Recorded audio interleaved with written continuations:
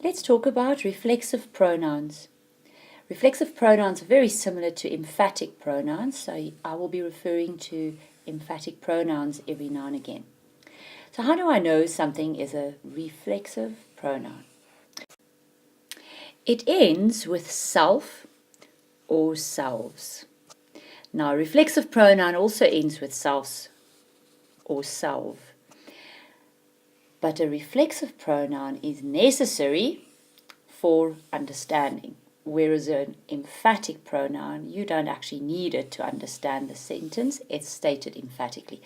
But let's only look at reflexive pronouns. They will end with self or selves. So wherever you see a word with that ends with self or selves, you know you're dealing with reflexive or emphatic pronouns.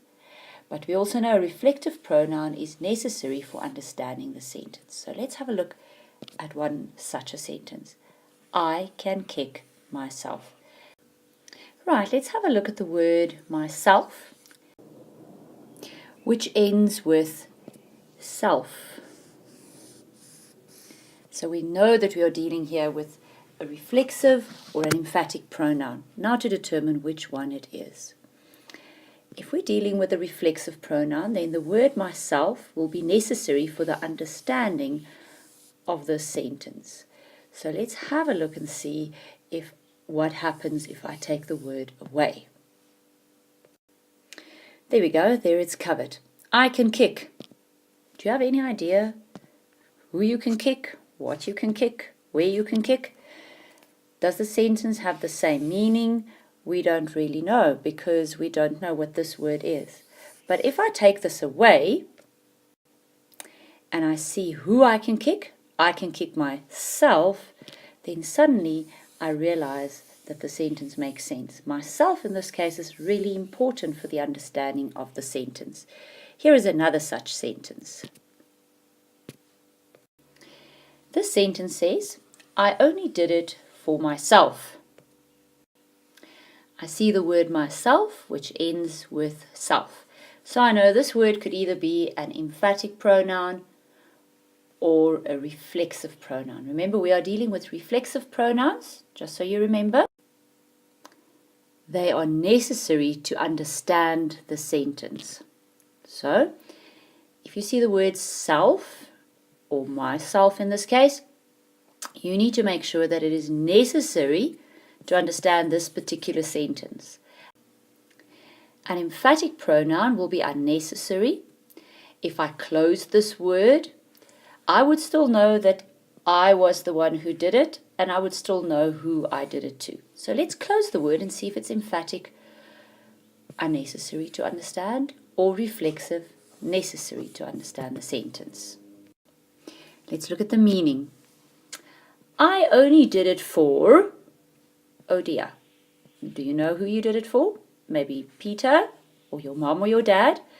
No, we have no idea who we did it for. So this is a very necessary word if I want to understand the sentence. I only did it for, and the word that needs to go in there is myself. Yes, now it makes sense. I only did it for myself. Now, because this is a very necessary word, so that I could understand it, I call this part of speech a reflexive pronoun. Remember, a reflexive pronoun is a necessary part of the sentence. It's not stated unnecessarily, and a reflexive pronoun always ends with self or selves. Let's look at these two examples. He made the card himself. He made it by himself.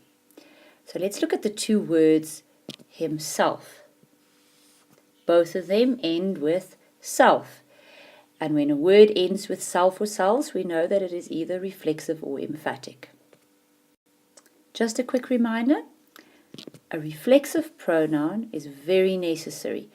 It's a very necessary word to understand the rest of the. So let's look at the first word, himself. And let's read the sentence. He made the card himself. Now, to understand if this word is necessary, I would need to take it out to see if it still makes sense without it. So let's take it out. He made the card. Do you know who made the card? Yes, it's very clear who made the card. He made the card. This word is not necessary. I know therefore that this word is emphatic. Just a reminder, it is emphatic because I don't need this word to understand who made the card. Without that word, I still know that he made the card. Now let's have a look at the next word. He made it by himself. He made it by himself. Right, I've covered the word himself, and now if it makes sense on its own. He made it by, oh dear, there is something missing in the sentence. He made it by, we don't know what should be in there. The sentence does not make sense. This word is therefore a very necessary word for me to understand the sentence. Let's take it away and see if it makes sense with it. He made it by himself. Yes, now it makes sense. That word was very necessary, and therefore I call it a reflexive pronoun. Remember, a reflexive pronoun points back to the subject, and it ends with self or selves, but more importantly, it's a necessary part to understand the sentence. An emphatic pronoun, if you take it out, it doesn't matter, the sentence still makes sense on its own. Now let's have a look at the tutorial on emphatic pronouns.